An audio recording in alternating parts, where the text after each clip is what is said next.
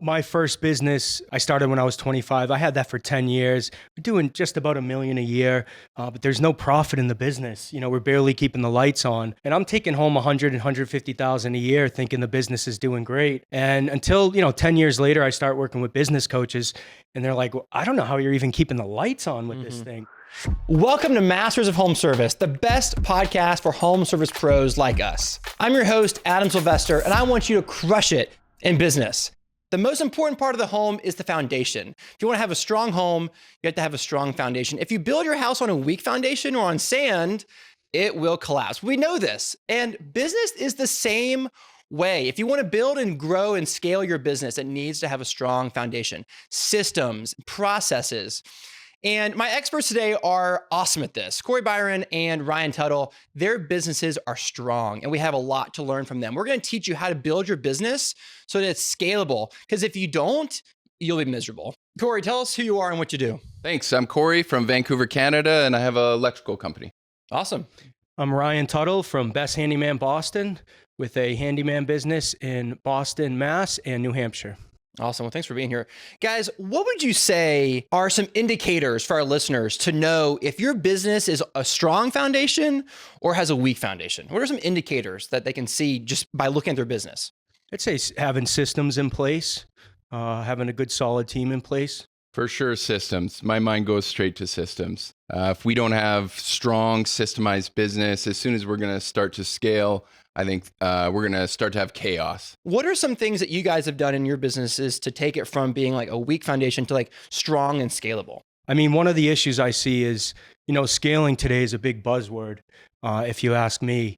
And I know with my first business, when we were trying to scale, all we did was scale the problems that we had or our inefficiencies, and there was more fires to put out. So that was a big learning lesson from day one. And I think your systems want to be a little bit ahead of your scaling. They don't want to be lagging, right? So if you're going to start scaling your business, you're going to be adding more clients, more leads. What is your client intake systems like? How are they coming into your business? Is that a clean process or is that a messy process? Because adding more clients is only going to expose that weakness. Yeah. What would you give me an example, a really hard example in your own businesses that is like a proper system in place that's followed every day to make things run smoothly?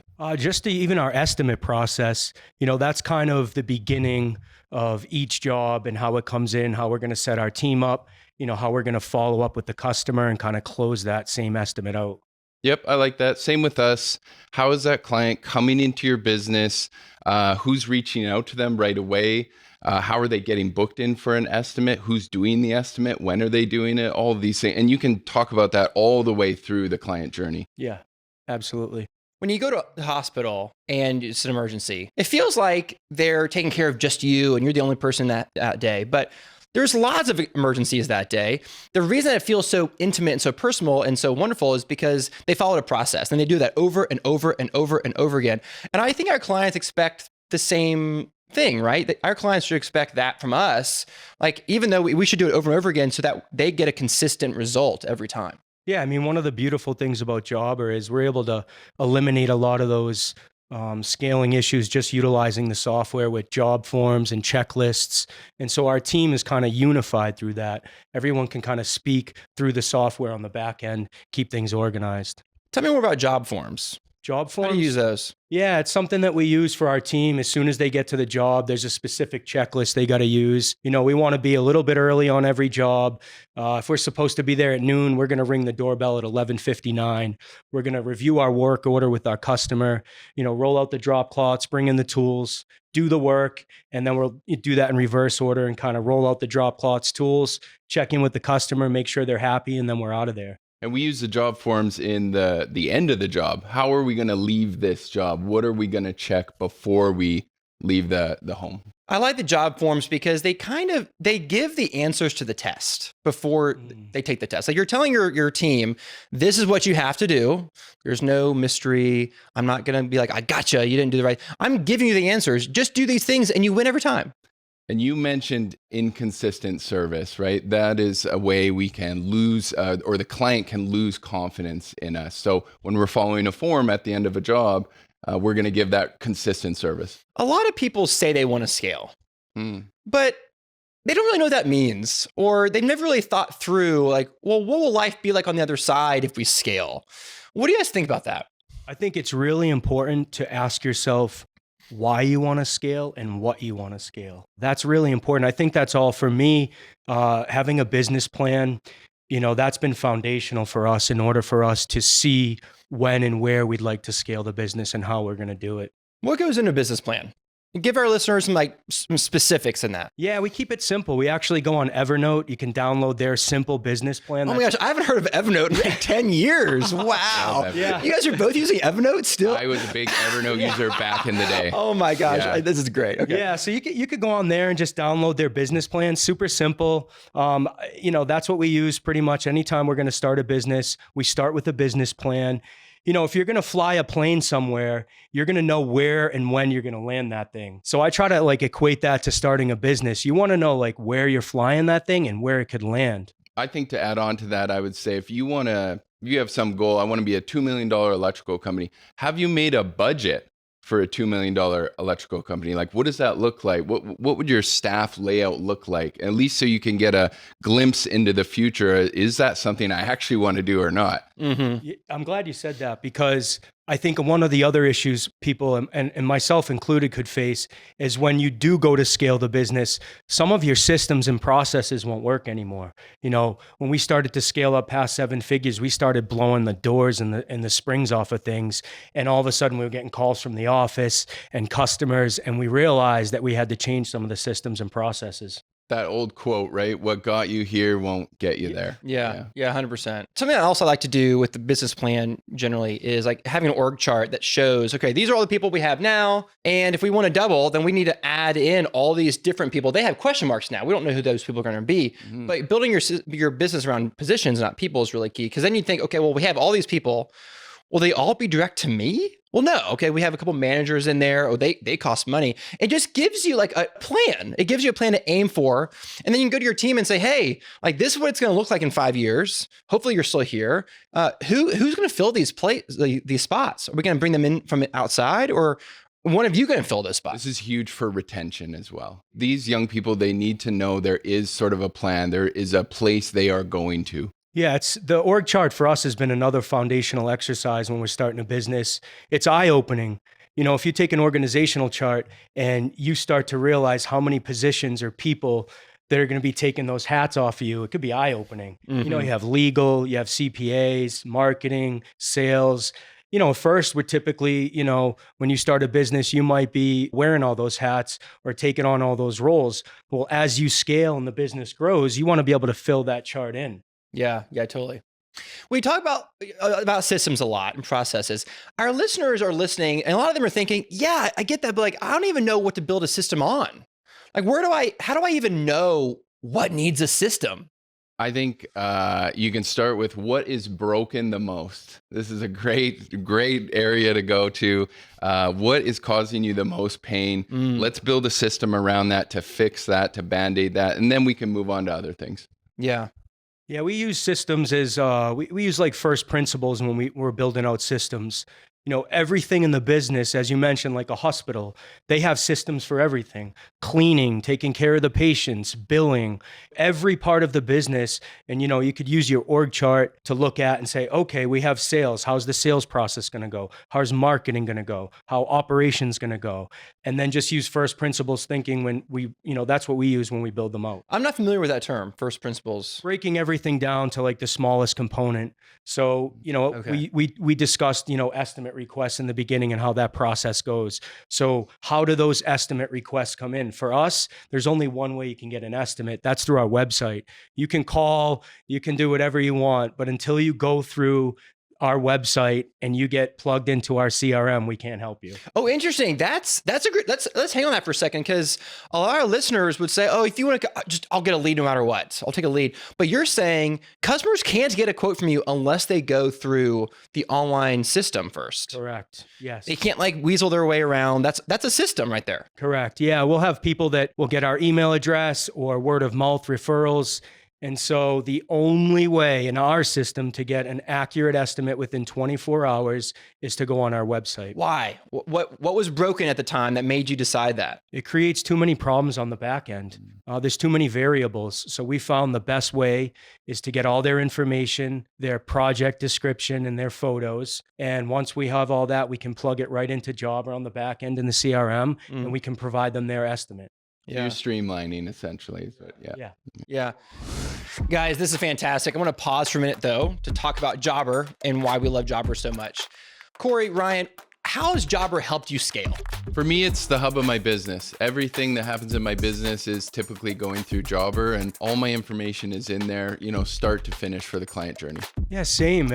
Jobber's been foundational for us. It's the home base for our business. It's almost a living, breathing place, organism. It's a brain. Yeah, exactly. I mean, it keeps everything in there. It's our central database, not only for our technicians in the field, but also for our office admin as well. Talk about scaling on a firm foundation. There's nothing more foundational than having a solid CRM from the beginning. You don't open up a bank account 5 years later. You open a bank account now, even if you only have $10. Same thing with CRM, and Jobber is the best CRM for that for sure. Yeah, agreed. If you're not using Jobber for your business, then you are behind. You need to go do it right now. Go to jobber.com/podcast deal, get the exclusive discount, and get the digital brain Jobber today. Scaling exposes weak systems, I would say. Yeah. Give me an example in Vancity, because you guys are very system heavy.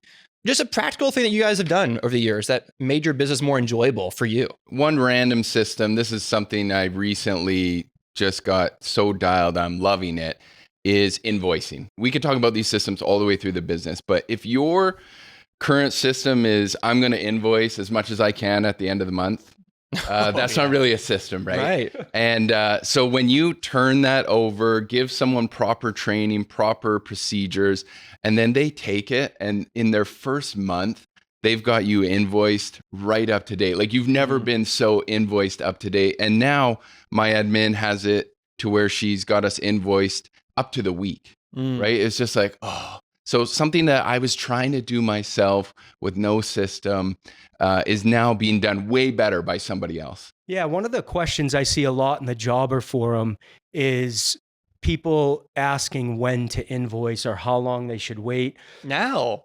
Well, Invoice now. I'm glad you mentioned that, Adam, because we invoice right away and your payment is due upon receipt. You then have 24 hours to pay that invoice. And if you don't, we will charge your card, which is an amazing feature that Jobber. Exactly how we do it. Oh, I love that. Yeah. Yeah. At 30 days, I ran the card. Okay. Yeah. There you go. The process that we have for collecting payment changed a couple of years ago because I used to think that I was the only one smart enough in my company to invoice. No one is nearly as good as me. I'm El Jefe. I'm the best. There's no one who just oozes confidence and competency than me. And it was foolish. And so now we have a very simple, very similar to you, where our technicians will give the client the invoice. They'll email it, they'll text it, they'll send some photos with it.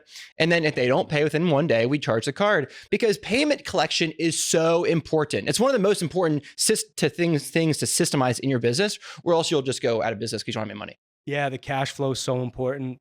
We hear it all the time. It's the blood of the business. Let me ask you, did you have what was the challenge with that? Was it your team seeing the payments or the money involved? Well, I was just a really lousy middleman. I wasn't on the job. How am I supposed to invoice for something I wasn't there for? It makes so much more sense for the technician who did the job to invoice. He knows, oh, we didn't do this. We added that. We're going to change this. He knows all that stuff. So why play middleman? It just makes so much sense to train your people. It's not very hard to just invoice. Well, one of the nice new features that Jobber just came out with is now you can tap by card right on the phone. It's pretty cool. So you don't even have to invoice. Now the tech can take the payment right at the job, which is great.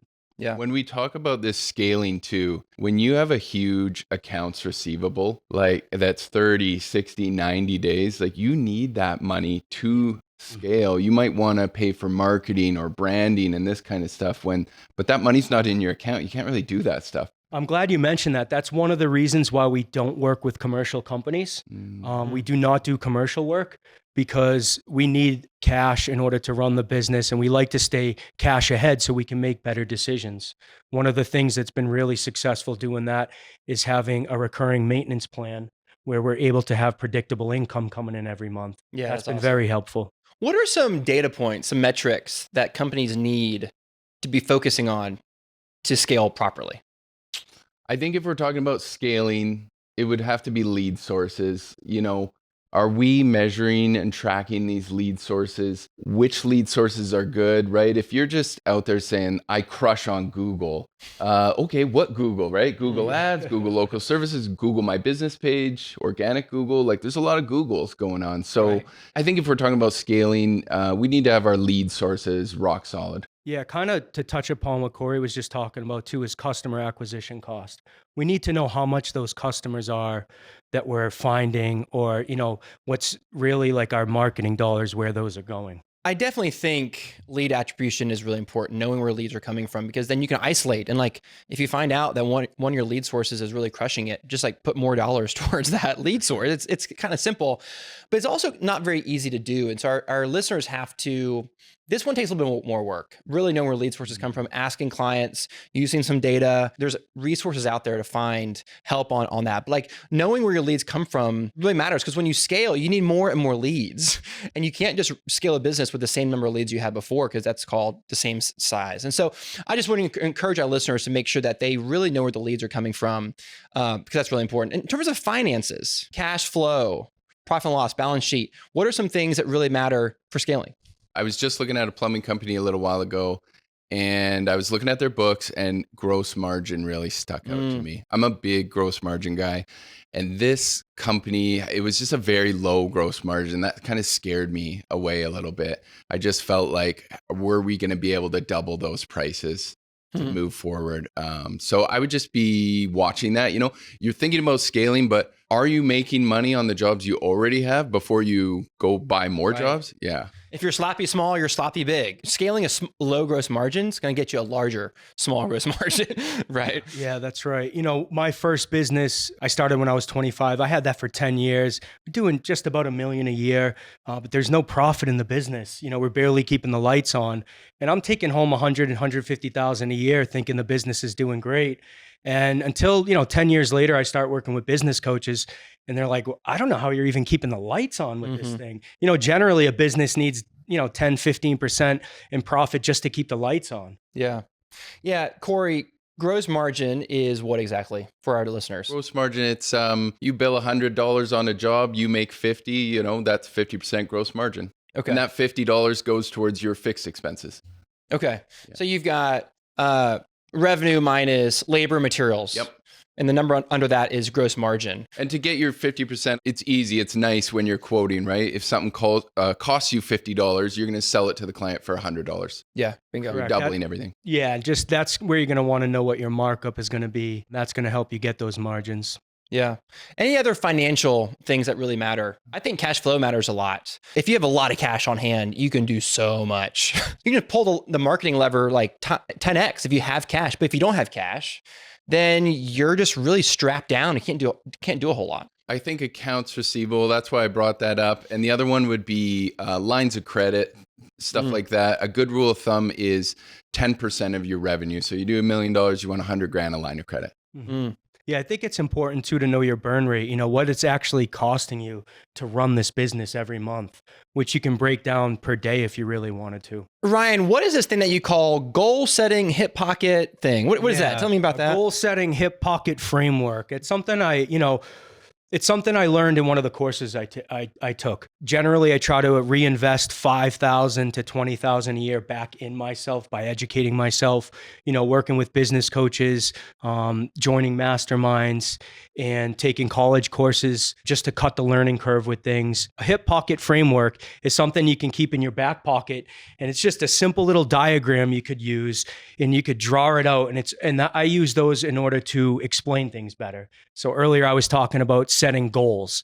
A hip pocket framework for that, I would draw out a little airplane on a runway, right? So if you're going to go somewhere and set a goal, or you have a plan, you want to know where you're going, how you're going to get there. So I'd just draw out a little airplane on a runway, and then that airplane's going to take off, get to cruising altitude, and then you actually want to know where you're going to land that airplane. So you'll, draw it on your little runway on the other side. Cool. Okay. Awesome. Yeah. Cory, what about tech stack? You're a huge tech guy. Love tech stack. Loves tech. Yeah. It can get a little out of hand if you're not careful. Yeah. And so how do you find a balance between systemizing your business, using a lot of tech? Tell us more about that. I'm a firm believer that, yeah, I love my tech stack, and I'm in front of a computer all day. So I can handle Asana, Jobber, all these other things. But my guys are in a service van. They have their tool belts on. So I've taken a real precaution to keep them only in Jobber. The only other thing they would go in is Trainio for training, but most of the time they live in Jobber. They don't leave Jobber. So I think that's important. I also don't ask them to get Google reviews, invoice, upsell on site. I'm not asking them to do any of that. I just want them to be able to be great electricians. Yeah, you and I have talked about that before, where you don't want to overburden them with all this other stuff. I don't. I'm the opposite. I ask them to do a lot of that stuff. You want them to just be able to focus on their job, on the tech, on the electrical work, and not have to be distracted by anything else. There's value to that. I totally see that. Yeah. And they have job forms. They have things they need to do in Jobber, but yeah, I'm going to keep it as simple as I can for them. Who reads the job form? Sometimes nobody. Okay. Right? It's just a checklist for them to make sure we leave that site in a great condition. Mm-hmm. It is part of their bonus plan, so I do like to see whether they're doing it or not. But yeah, I don't go through every single one. We do have a checklist for service calls. So if it's a service call, they are filling out some pertinent information on there for invoicing. Okay. But other than that, yeah, some of the job forms is just an SOP for them, how to do a hot tub. Yeah. Could be a 10-step checklist for how to do a hot tub. Do you guys take photos on the job site? Absolutely. Where do the photos go? All in those job notes. We Okay. take a ton of notes and photos. Do you have company cam hooked up as well through Jobber? I don't. I haven't used company cam. I always felt like what Jobber had was good enough for me. Okay. But Are you guys using I company love cam? company cam. I It's tried nice. it out. I wasn't a huge fan of it. It seemed like it added too many more steps to the system for us. We try to keep things as basic as possible. Cory, one thing I wanted to ask you, do you have employees or do you have subcontractors or? All employees. Okay. Yeah. Yeah. And do you have a system to hire those employees as well? I do have like a thought out hiring funnel. Okay. Why do you ask? I ask because that's another place where we have checklists and forms set up. We actually use subcontractors for all of our work, and we recruit and try to hire all year long. And one of the things we did on the back end was we created a scorecard. So that way I don't have to do it all the time. One of the admins or the assistants can actually run the ads. They can respond to the ads and then run them through a scoring system to find out and kind of make that system a little bit faster. Interesting. Tell me a little more about that. So you've got a scoring system. What are they scoring? So what we do is there's basic questions we're going to ask those subcontractors. Do you have insurances? Are you up early in the morning? Will you be the one doing the work? Or are you going to have one of your employees? All these basic questions. And so we're able to score those on the back end. So generally it's going to be 1 through 10. We know that if those subs don't score a 5 or higher, then they're not a right fit for us right away. Gotcha. Okay. And that eliminates a lot of time back and forth. Yeah. Last question for you guys. I want to see if you guys have a good system in place for office stuff. There's a lot of office related things that happen throughout the day. Any tips for our listeners to make sure that the office runs smoothly? Because the office interacts with the clients a lot. I think it's the same as the field. It's very system related. I use Zoom clips if I want to do like a Loom video, Okay. show my admin, this is how I invoice this kind of job. We would save that in Trainio so she Okay. can go back to it. We use missive email, which is kind of neat. Me and my admin can message back and forth about the email. I can Interesting. assign emails to her. Yeah, it's kind of team What is it email. called? Missive. Missive. Never heard of that. Yeah. Okay. So there'll be like an email, and then me and her will chat below the email about the email, And so me and her just like in constant contact. We have something similar as well. We use Spark email that Yeah. allows us to Yeah. do the same thing. And then recently what we did with one of our developers is we hooked up Jobber through Zapier to Airtable. And so every single estimate request that comes in and every email that comes into the office gets set up in Airtable. And we use it kind of like Asana, where there's cards and we know if it's in progress, if it's started or stopped, and we communicate through that. Interesting. Same thing with us, Adam.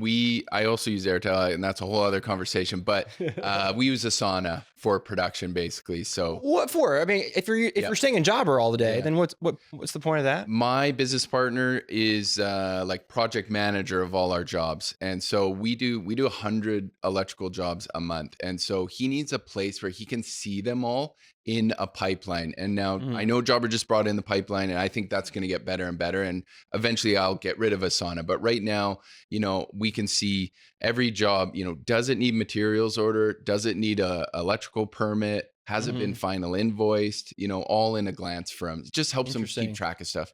Does Asana talk to Jobber, or is it one way? Through Zapier. But okay, it goes both ways. I don't need it to go both ways. Okay. Yeah. Guys, that was great. I'm going to boil it down to 3 things I think our listeners can do like right now to go scale their business better. Number 1 is you need to have a business plan. That might include an org chart where you look at all the people that you're in need to hire down the road. You need to know how many leads you need to have and what your cash flow is going to be like. You need to have some sort of plan in place so you know what your business will look like 1 year, 2 years, 5 years down the road. Number 2 is ask what's broken. And that a great place to start there is lead intake, quoting and invoicing, maybe like job completion. Ask yourself, what do I get the most phone calls about? People just keep calling me about this. That's a great place to start systems hunting and fix the broken systems. And number 3 is keep it light on your staff. Allow your technicians to do technician work, be focused without overburdening them with all these other things. Cory said like reviews and tips and that. Just do the job with excellence. Cory, Ryaan, that was awesome. Thanks for being here. Thank you. How do people find out more about you? Hey guys, I'm Cory from Vancity Electric. You can find Vancity on Instagram or me under my name at LinkedIn. Ryaan Tuttle, you can find me on LinkedIn or Instagram under Best Handyman Inc. You guys are crushing it. Your teams have a great leader. Keep it up. Thanks, Alex. On the next episode, we're talking to a former police officer who traded his badge for a business and built it into a multi-million-dollar company. We'll get into how he made the jump, what he learned along the way, and why betting on yourself can completely change your life. Follow or subscribe today so you don't miss out. And thank you for listening. I hope that you heard something today that will help you scale your business on a firm foundation. I'm your host, Adam Sylvester. You can find me at adamsylvester.com. You can find me there and ask me questions. Tell me what you like about the show. Love to hear from you. Remember, your team and your clients and your family deserve your very best, so go give it to them.